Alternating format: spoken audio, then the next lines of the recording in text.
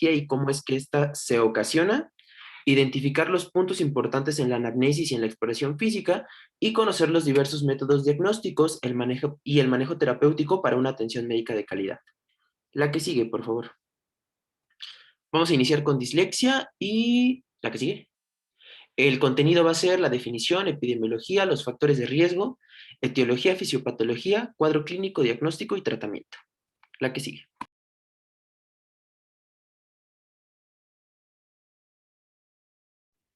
Bien, antes de pasar como tal a lo que es dislexia, hay que hablar un poquito acerca de los problemas de aprendizaje. Estos pues son trastornos específicos del procesamiento cognitivo que pues van a ser un grupo heterogéneo. Se pueden presentar en niños que tengan tanto coeficiente intelectual normal, superior, o aún en aquellos que tengan un coeficiente intelectual por debajo de lo normal. Estos no van a ser un sinónimo de bajo desempeño académico, pero pues sí van a representar una causa importante del mismo.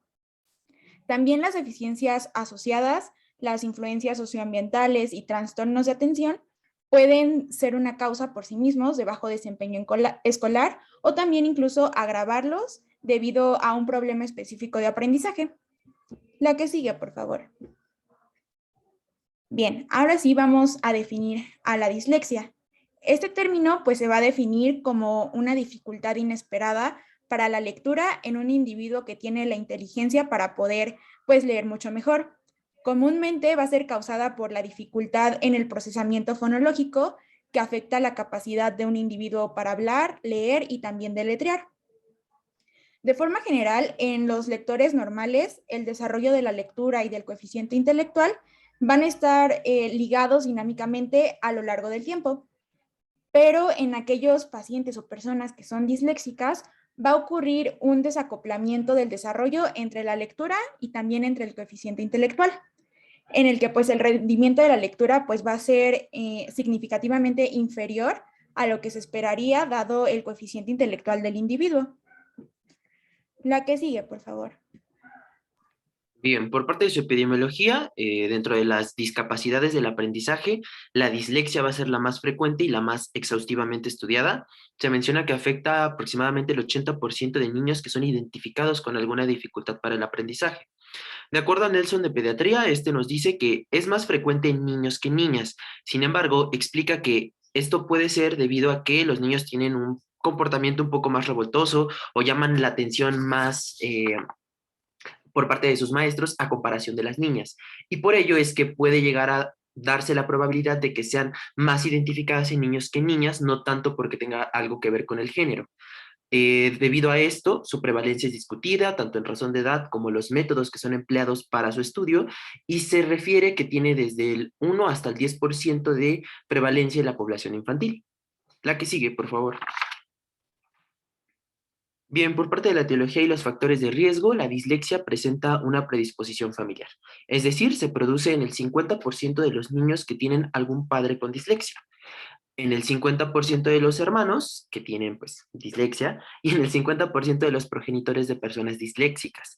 La explicación más probable es que los pacientes sufran alguna alteración del desarrollo neuronal a nivel de las áreas perisilvianas del hemisferio dominante del lenguaje, de lo cual lo explicaremos más adelante en fisiopatología.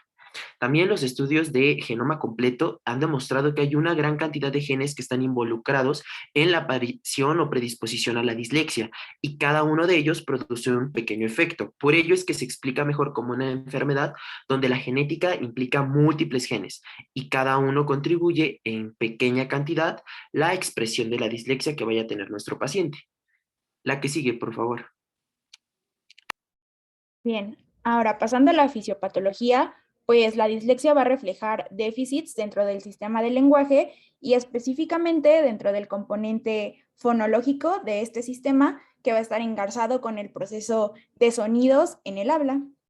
Hay que tener pues varios puntos a considerar aquí, ya que pues los individuos con dislexia van a tener esta dificultad para desarrollar un conocimiento de que las palabras habladas se pueden segmentar en elementos de sonido más pequeños, que son los fonemas. También esto pues es importante porque es una capacidad fundamental, dado que la lectura pues requiere que el lector justo pues mapee y conecte estos símbolos impresos junto con los sonidos.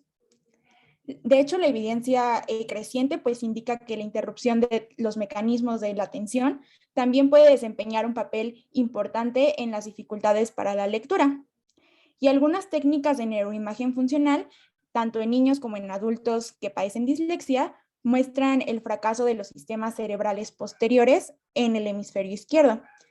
Esto pues nos va a dar un funcionamiento inadecuado durante la lectura y pues va a haber un aumento de la activación de las regiones frontales.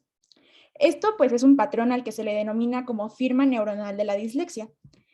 Entonces, para que quede un poquito más claro, vamos a tener en la imagen del lado izquierdo pues una figura esquemáticamente de los sistemas cerebrales del hemisferio izquierdo en los lectores normales o en personas que pues no están afectadas.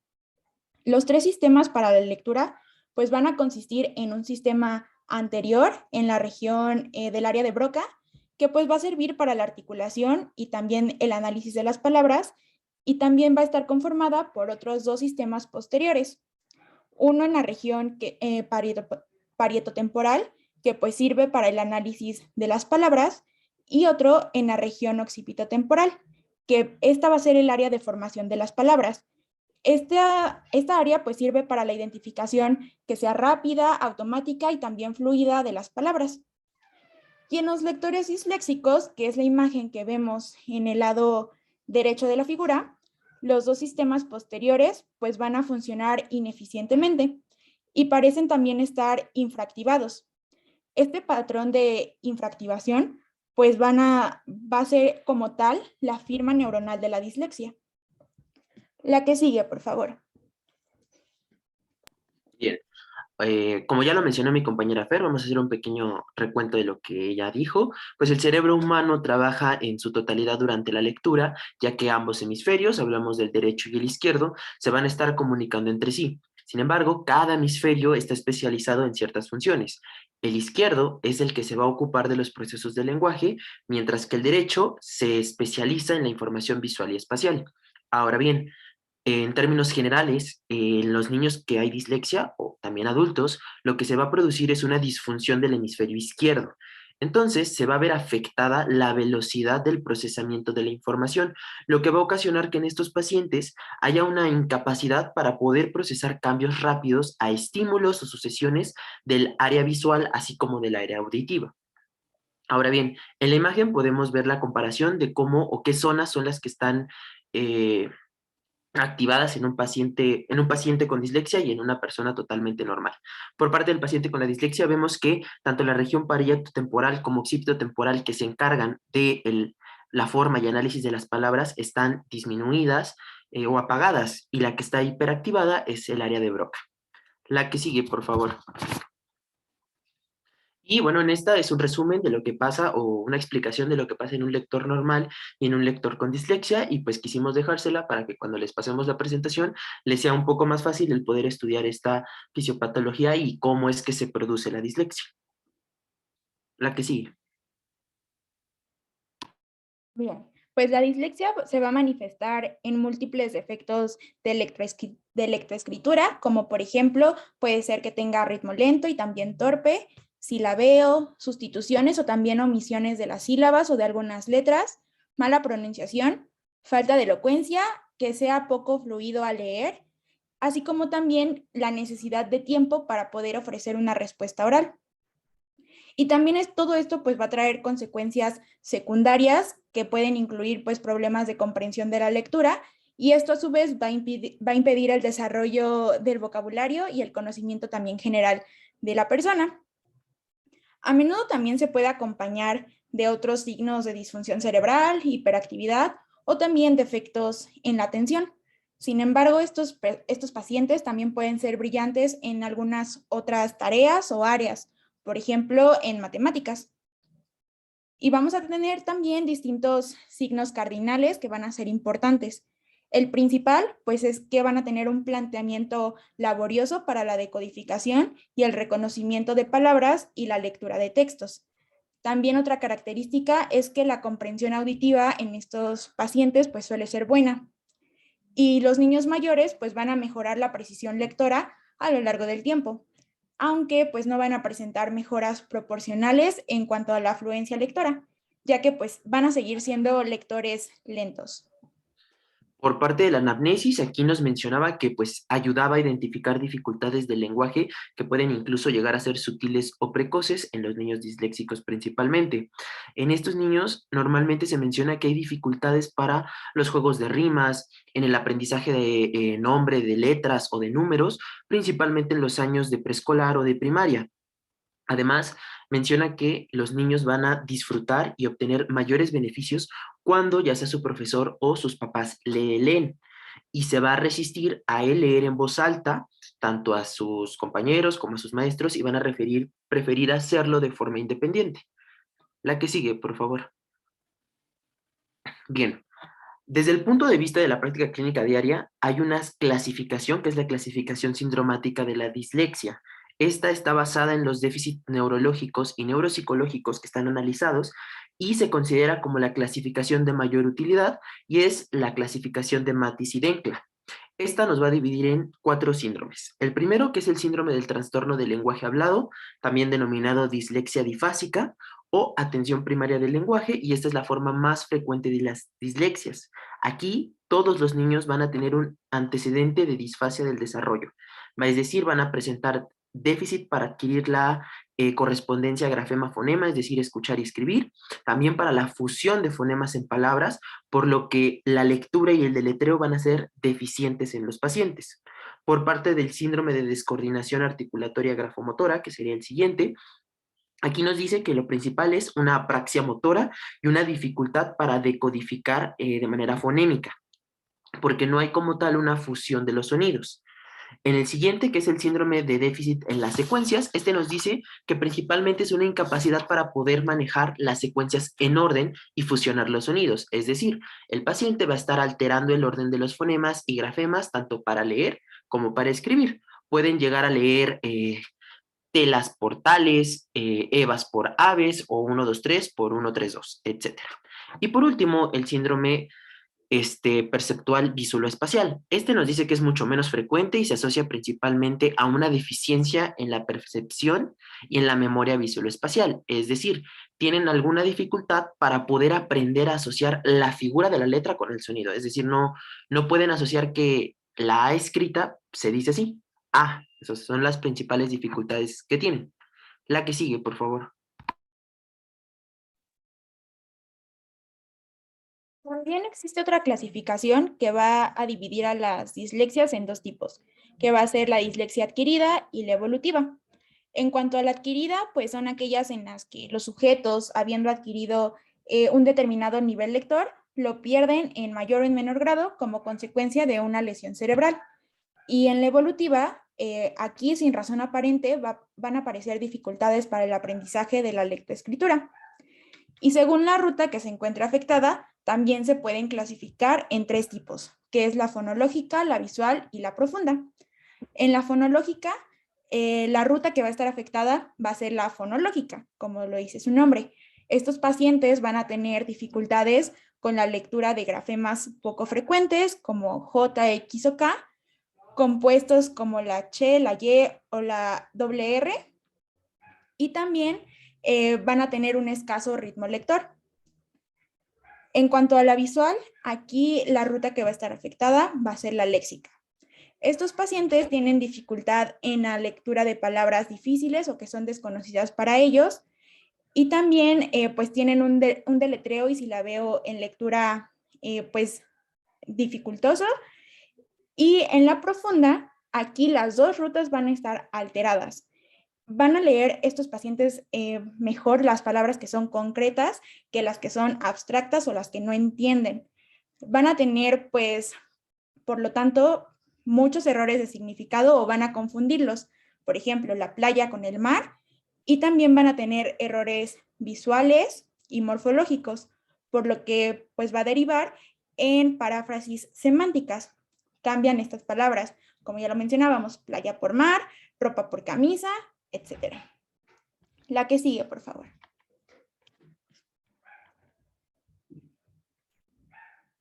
Bien, una vez explicado esto, pues podemos pasar al diagnóstico. Aquí se menciona que existe una gran brecha de rendimiento entre un lector típico que un disléxico, que va a poder ser evidente desde la primaria y seguir siendo persistente. Un potencial fuente de información sería la opinión de sus profesores sobre la lectura del niño y sus habilidades que tiene relacionadas con la lectura. Bien, la dislexia es un diagnóstico realmente clínico y la anamnesis, por lo tanto, va a ser fundamental. Aquí, el médico lo que tiene que buscar es determinar a través de este interrogatorio si hay alguna observación o valoración de una dificultad en la lectura, basadas justamente en la edad del paciente, su edad cronológica, su grado, su nivel educativo y también buscar si hay otro tipo de problemas lingüísticos asociados a nivel del procesamiento fonológico. Como tal, no existe una escala individual de puntuación que sea patognomónica de esto es dislexia. Sin embargo, se dice que la dislexia se distingue de otros trastornos que presentan dificultades de lectura porque su naturaleza es única. Es decir, solamente se basa en un déficit fonológico y no va a afectar a ninguna otra área ni lingüística ni cognitiva. La que sigue, por favor. Por parte de la exploración, aquí se debe realizar una valoración integral, es decir, pruebas de lenguaje, principalmente fonológicas, como lectura de palabras que son reales, también de pseudopalabras o fonemas, cómo es su fluidez lectora, su ortografía e incluso pruebas adicionales de capacidad intelectual, como son las de memoria, matemáticas, etcétera. Esto principalmente lo mencionan para una evaluación más completa, no solamente de una afección del déficit fonológico, sino de algún funcionamiento cognitivo. Ahora bien, se menciona que el principal cribado antes de llegar a una consulta, pues es principalmente en las escuelas, ¿no? Aquí los profesores son los que van a referir a los padres este déficit en cuanto a estos problemas en la lectura y van a acudir al médico de atención primaria, el cual pues puede escuchar al niño leer en voz alta su propio libro de lectura escolar.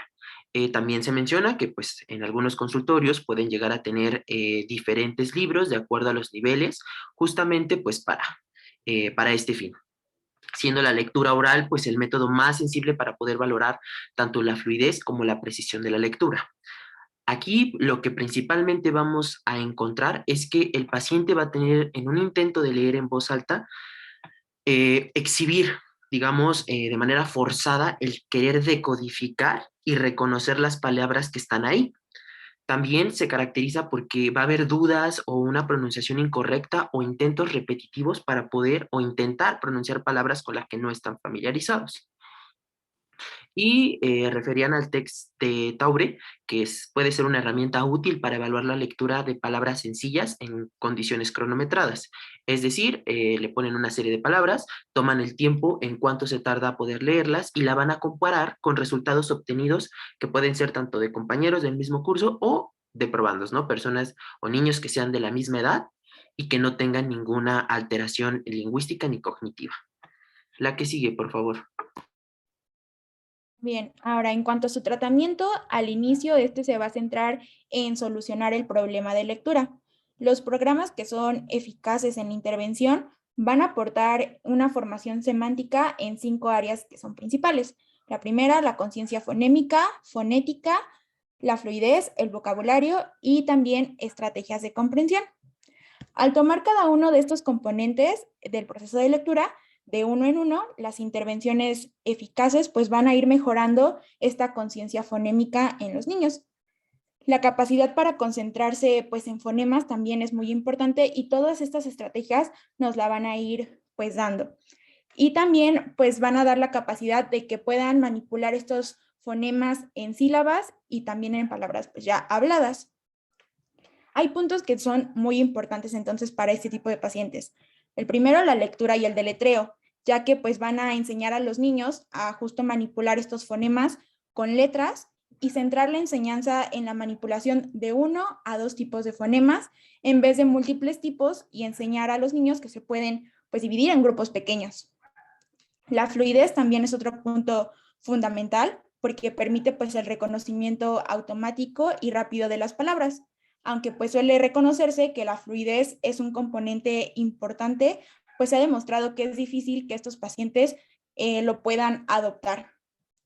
También hay otro método efectivo para enseñar la comprensión lectora, que consiste en la enseñanza del vocabulario y también en estrategias que estimulen la interacción activa entre el lector y el texto. La que sigue, por favor. Y bueno, por parte de dislexia, eso sería todo. No sé si tengan alguna duda o podemos pasar a sonambulismo.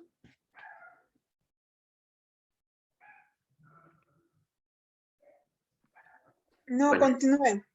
sí, doctora, está bien. Entonces vamos a continuar con sonambulismo. La que sigue, por favor. Igual, este es el contenido: introducción, definición, epidemiología, factores de riesgo, etiología, cuadro clínico, diagnóstico y tratamiento. La que sigue, por favor. Bien, vamos a iniciar, antes de esto que mencioné, con una pequeña introducción. Realmente durante el sueño normal, pues se van a producir una serie de cambios a nivel del sistema nervioso central, a nivel de la secreción hormonal y también en la regulación de la temperatura corporal. Por ello es que el ciclo del sueño se va a dividir en 5 fases. Fase 1, fase 2, fase 3, fase 4, fase REM e incluso también mencionan a la vigilia. Cada uno de estos va a tener características diferentes a nivel del electroencefalograma y de la actividad muscular, y por ende van a tener trastornos asociados específicamente a estas fases. Ahorita solamente voy a mencionar las fases 3 y 4, que son justamente las que los trastornos asociados es el sonambulismo. Estas fases 3 y 4 se caracterizan porque en el electroencefalograma hay presencia de ondas lentas y la actividad tónica o actividad muscular está baja. Y los trastornos asociados, como ya mencioné, es el sonambulismo, los terrores nocturnos, y en la depresión mayor, pues se van a reducir estas fases. Ahora bien, el sueño no REM es el que se considera como el sueño reparador. Aquí la mayoría de funciones fisiológicas son pues marcadamente más bajas, y la actividad encefalográfica es de cada vez ondas aún más lentas. Y la fase REM es cuando se comienza a recuperar el ritmo encefalográfico, ya es muy similar a la vigilia y se producen los ensueños y se prepara el sistema nervioso central para poder despertar. La duración total de un ciclo de sueño es de aproximadamente de 90 a 100 minutos, y realmente refieren que en la primera mitad de la noche va a predominar el sueño de ondas lentas, y en la segunda mitad se van a acortar las fases lentas y se va a alargar el tiempo de la REM. Esto va a ser de manera progresiva hasta poder llegar al despertar. La que sigue, por favor. Bien, vamos a tener los trastornos del sueño, que van a ser una serie de alteraciones relacionadas con el proceso de dormir. Y pues existe tanto en las etapas de inicio, de mantenimiento, como durante el ciclo de sueño y vigilia. Y van a existir dos tipos principales de sueño, como ya nos mencionó mi compañero: el sueño de movimientos oculares rápidos o REM y el no REM. Entonces vamos a tener que los trastornos del sueño se van a dividir en dos: las disopnias y las parasomnias. Las disopnias son trastornos psicógenos que afectan la cantidad, la calidad o la duración del sueño. Aquí vamos a tener trastornos como el insomnio, hipersomnia y trastornos del ciclo sueño-vigilia. Y por otro lado, el que es de interés para esta clase van a ser las parasomnias, que son trastornos episódicos durante el sueño. Van a ser más habituales en la infancia y van a ser el sonambulismo, terrores nocturnos y las pesadillas. La guía de práctica clínica también menciona algunos factores de riesgo para padecer algún trastorno del sueño. En ellos pues incluye la edad, que se considera principalmente en las últimas décadas de la vida. Sin embargo, más adelante vamos a ver que para esta clase, en este caso, pues la edad avanzada no está tan relacionada con este trastorno. El sexo también lo han relacionado en la guía de práctica clínica, ya que hay varios estudios epidemiológicos que coinciden que ser del sexo femenino pues puede ser un factor de riesgo. También los factores socioeconómicos, así como el estado civil, se ha visto que pues influye en estos trastornos, como aquellas personas que se encuentran divorciadas, separadas o viudas, o que tengan mucho estrés, así como también el uso y el abuso de sustancias, ya que pues es frecuente detectar algún tipo de trastorno de sueño en aquellas personas que suelen tener consumo de sustancias que tengan algún efecto estimulante o somnífero. La que sigue, por favor. Y bien, esta es la tabla que viene como tal en la guía de práctica clínica, para que la lean más a detalle cuando les pasemos la presentación. La que sigue, por favor. Bien, ahora sí, la definición de sonambulismo. Como tal, es un tipo de parasomnia, como ya mencionó mi compañera Fer, principalmente del sueño profundo, fase 3 y 4, que se asocia o que se puede llegar a asociar también a la presencia de terror nocturno o eneuresis. Es decir, se produce durante el sueño de ondas lentas, de modo que se observa a menudo en el primer tercio de la noche, que es cuando los pacientes nos van a referir que hay toda esta serie de manifestaciones. El sonambulismo, como tal, es un estado de conciencia alterada en el que se van a combinar fenómenos del sueño y de la vigilia. Es decir, van a haber episodios en los que el niño se levante de la cama e inicie una actividad motora o deambule, pero estando dormido. Entonces, para recordar y hacer hincapié, las características de la fase del sueño, el que se está afectando, que es la fase 3 y 4, es que es un sueño profundo. Aquí la corteza está progresivamente desactivada, hay ondas lentas en el electroencefalograma, hay disminución del tono muscular, baja del flujo sanguíneo cerebral, así como baja del ritmo cardíaco y del metabolismo de la glucosa. La que sigue, por favor. Bien, en cuanto a su epidemiología, la edad de aparición pues va a estar en torno a los 4 y 6 años, con un pico de prevalencia a los 12. Y esta tiende a desaparecer alrededor de los 15 años. Por eso les mencionaba que pues aquí no aplican tanto los factores de riesgo que menciona la guía de práctica clínica, porque como vemos, pues se inicia a una edad mucho más temprana. También, como nos mencionaba mi compañero Vic, se asocia a terrores nocturnos, es más frecuente en varones y hasta el 4% de los adultos son sonámbulos. Sin embargo, pues es raro que estos episodios inicien en edad adulta. Y cuando esto ocurre, que pues inicien en esta edad adulta, se ve asociado con psicopatologías, también reacciones a algunas drogas o con el consumo de alcohol. La que sigue, por favor. Bien, como tal, la etiología del sonambulismo va a ser desconocida. Se menciona que puede llegar a existir un patrón familiar fuerte e indicativo que hay implicación de factores genéticos, pero no hay algo demostrado.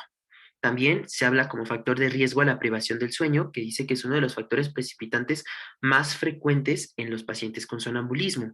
Falta de sueño, infecciones, fiebre, estados de ansiedad, perdón, o alguna toma de medicación como hipnóticos o psicofármacos se asocian a el aumento de episodios. Y también enfermedades como migrañas, trastornos por déficit de atención con hiperactividad, algunas otras alteraciones del sueño, eneuresis nocturna, etcétera, se dice que son más frecuentes en los pacientes con sonambulismo. Sin embargo, como les mencioné al inicio, realmente la etiología o el por qué específicamente sigue siendo aún desconocida y no están como tal bien descritas. La que sigue, por favor.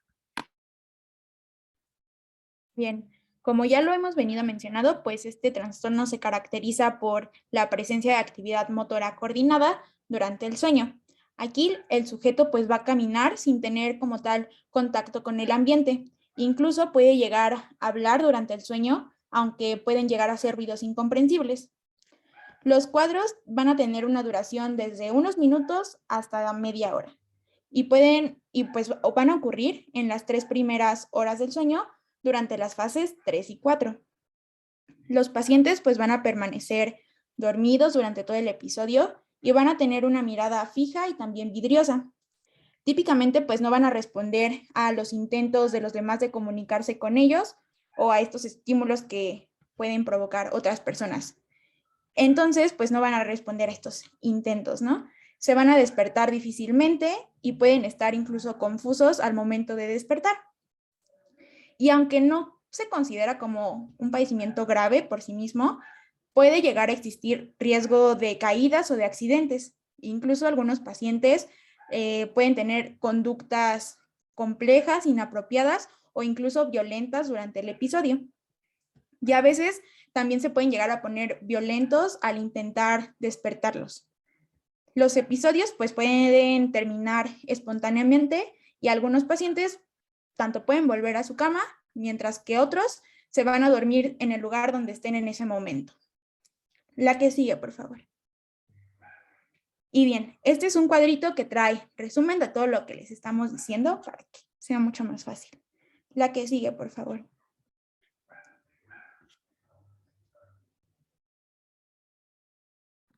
Bien, por parte del diagnóstico, este principalmente debe de sustentarse con una historia clínica completa que incluya el historial de hábitos de sueño apoyada con un registro del mismo que puede ser tanto realizado como el paciente o principalmente por información tanto de familiar o pareja. Entonces, la guía de práctica clínica primero nos menciona que en todo trastorno del sueño, tanto disomnia como parasomnia, debe de haber tres principales pasos para su procedimiento diagnóstico. Primero, el diario del sueño, que es un registro con una valoración basal del problema y si se le da un tratamiento, ver la efectividad del tratamiento que se haya empleado, es decir, si redujo los cuadros o cómo está el paciente teniendo ese tratamiento. También que haya un registro de las consecuencias que tenga este trastorno en la calidad de vida del paciente y el considerar buscar otras afecciones como es depresión o trastornos psiquiátricos como posibles factores etiológicos concomitantes o desencadenantes. Ahora bien, ya siendo específicos en el diagnóstico de sonambulismo, la guía de práctica clínica nos dice que principalmente debe de haber 5 puntos para poder decir que sí, efectivamente es sonambulismo. Primero es que el síntoma predominante sean episodios reiterados, es decir, que pase de 2 o más veces, en las cuales el paciente se levante de la cama, generalmente en el primer tercio de la noche, y deambule de minutos hasta media hora. El segundo es que durante el episodio tenga una fase inexpresiva, una mirada fija, una relativa falta de respuesta a los esfuerzos de los demás cuando intentan modificar el episodio o incluso cuando intentan comunicarse con él, y que solamente va a ser posible despertarlo cuando hay un esfuerzo realmente considerable. La tercera es que al despertarse, tanto del mismo episodio como en la mañana siguiente, el paciente no va a recordar qué es lo que pasó. La cuarta es que al cabo de varios minutos de que puede despertar del episodio, no va a haber otro trastorno de actividad mental asociado o otro trastorno del comportamiento que lo acompañe. Es decir, se van a despertar y van a estar completamente normales como su día a día. Sí se refiere que hay en algunos casos en los que hay periodos cortos de cierta confusión, perdón, y desorientación, pero esto es principalmente cuando los familiares o las personas que estén con estos pacientes les dicen lo que pasó y que ellos no se acuerdan. Y la última es que no haya como tal pruebas de que hay otro trastorno mental orgánico como demencia o trastornos somáticos o incluso epilepsias que estén presentes en el mismo paciente. La que sigue, por favor. Y bien, en cuanto al manejo y su tratamiento, pues su resolución va a ser espontánea, por lo general, antes de los 20 años. Y la consideración principal del tratamiento más común en infancia, pues va a consistir en proteger a los pacientes contra las lesiones, esto pues mediante el cierre de puertas, también ventanas, y retirar los objetos peligrosos del trayecto que pueda llegar a recorrer el sujeto. También se pueden dar benzodiazepinas, como el diazepam, de 5 a 20 miligramos por vía oral al ir a la cama, esto en la noche, y esto porque suprime las fases 3 y 4 del sueño, que recordemos, pues van a ser las que están afectadas. Y también se pueden llegar a tomar algunas medidas que son inespecíficas para inducir el sueño o los llamados hábitos saludables para dormir. Esto va a consistir en una serie de costumbres que tiene que ir haciendo el paciente. Por ejemplo, despertarse todos los días a la misma hora, también evitar las siestas durante el día, fomentar la actividad física, también evitar estimulaciones vespertinas como la televisión. Esto se puede sustituir por la radio o alguna lectura que sea relajante. También se pueden probar con baños con temperatura tibia o caliente durante 20 minutos, un poco antes de acostarse. La que sigue, por favor. Y justo este es el cuadrito donde les mencionaba, pues, estos hábitos saludables para dormir. La que sigue, por favor. Y bueno, eso sería todo por parte de sonambulismo. Pasamos al caso clínico, entonces. La que sigue, porfis.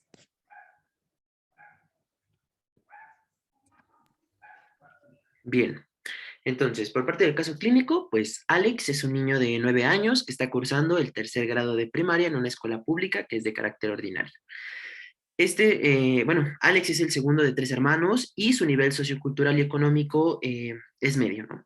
El ambiente familiar en el que se encuentra este paciente es adecuado, aunque se observa que quien pasa más tiempo con él es su mamá, ya que su papá pues dedica la mayor parte del día en su trabajo. Eh, es un niño reservado, tímido e inhibido en un primer momento, que le cuesta abrirse a los demás, pero que finalmente lo consigue. La profesora fue la que solicitó a la mamá evaluaciones más detalladas de Alex, debido a que ella comienza a observar que el ritmo de aprendizaje es más bajo a comparación del de sus compañeros, y por ello le resulta difícil el seguir las clases. Algunas dificultades que son observadas son en relación a la asimilación de los contenidos escolares, principalmente que requieren una lectura y comprensión de los textos. Es decir, presenta una lectura lenta y algunas dificultades cuando le piden que haya una resolución de algún problema. La que sigue, por favor. Ahora bien, las pruebas realizadas determinan que el sujeto presenta las actitudes y condiciones necesarias para desarrollar y aprender el lenguaje. Es decir, que pues no padece ninguna lesión neurológica, discapacidad intelectual, sensorial o motriz que pueda hacer un posible diagnóstico de dificultad de aprendizaje. También va a presentar una serie de dificultades tanto en la lectura como en la escritura. En cuanto a la lectura, pues va a tener falta de dominio de las reglas de conversión grafema-fonema, baja velocidad lectora, sustituciones, omisiones y adiciones de letras y sílabas, inversión de artículos determinantes como la a al y le por él. Rotación de la letra B y D, dificultad para interpretar enunciados y falta de comprensión lectora. La que sigue, por favor. Por parte de los hallazgos, en cuanto a la escritura, se menciona que hay falta de dominio de reglas de conversión, tanto fonema-grafema, también errores sintácticos y falta de coherencia en cuanto a cómo escribe, y adiciones, omisiones y sustituciones, tanto en la copia como dictado y el texto libre. La que sigue, por favor. Ahora bien, entonces, la primera pregunta. De acuerdo a las características que presenta el paciente, se puede deducir que se trata de un caso de A, dislexia evolutiva fonológica, B, dislexia adquirida, C, sonambulismo o D, miopía.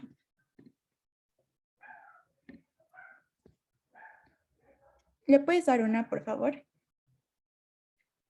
Bien, como lo están mencionando, pues en todas las características que presenta nuestro paciente nos dan el resultado de una dislexia evolutiva fonológica. La que sigue, por favor. Bien, la siguiente pregunta es, ¿cuál es la firma neuronal de la dislexia? Esta es una pregunta abierta por quien la quiera contestar.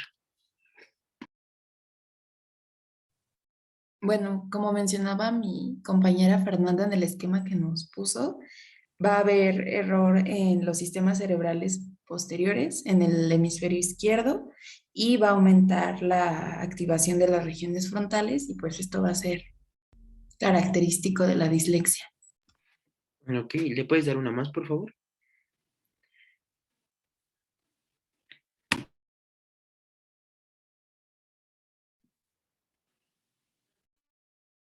Y pues sí, efectivamente, es el fracaso de los sistemas posteriores del hemisferio izquierdo y un aumento en la activación de las regiones frontales, a lo que le vamos a denominar la firma neuronal de la dislexia. La que sigue, por favor. Ahora, el sonambulismo es una parasomnia que se produce en las fases A, fase 1 y 2, B, fase REM, C, fase 3 y 4 o D, fase 2. ¿Le puedes dar una, por favor? Y muy bien, como la mayoría está escribiendo en el chat, es la C, que es durante la fase 3 y 4. La que sigue, por favor. Y por último, pues, ¿a qué edad se presenta el pico de prevalencia del sonambulismo? La A es 2 años, B 12 años, C 40 años y D 27 años. ¿Le puedes dar una más, por favor? Y sí, efectivamente, como están poniendo en el chat, el pico de prevalencia del sonambulismo es a los 12 años y comienza a disminuir o a quitarse a partir de los 15. La que sigue, por favor. Bueno, realmente eso sería todo, doctora. Sí, está bien. A veces en los niños puede haber el sonambulismo, a veces hay que descartar que no tengan reflujo gastroesofágico, que eso es que lo que los haga levantarse y hagan de cuenta que no, pero son segundos que se levantan, se ponen de pie y luego se pueden volver a acostar, ¿no? Entonces puede ser que estén teniendo también reflujo, ¿no? Entonces hay que buscar otras causas y pues ya finalmente poder apoyar el diagnóstico de sonambulismo, ¿sí? Estuvo bien el caso, pues todos ponen atención, me parece perfecto. Y pues no sé si alguien quiere comentar algo.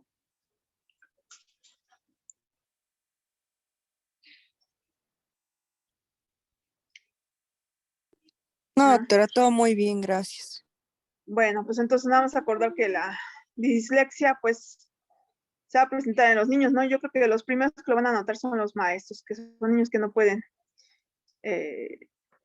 entender o escribir bien las cosas, ¿no? Y pues de ahí ya los derivan a veces al psicólogo, o que es difícil que uno como médico te estén enviando algún paciente, a menos que se dedique uno, que sea los que estudian audiología y foniatría, quizás será los que los vean más o al pediatra, ¿no? Porque realmente así como médico general a mí no me ha tocado algún paciente que me lo hayan referido, ¿no? O de las escuelas, tampoco, ¿no? Entonces, realmente es difícil que nos envíen así de primera instancia a los pacientes. Pero pues es importante tenerlo en consideración, ¿no? Porque a veces los padres van y le piden a uno consejo de qué pueden hacer o a dónde lo pueden canalizar. Pues bueno, pues ahí está la información, ¿vale? Sí, doctora. Bueno, muy bien, muchas gracias. Bien por su presentación. Gracias, doctora. Gracias.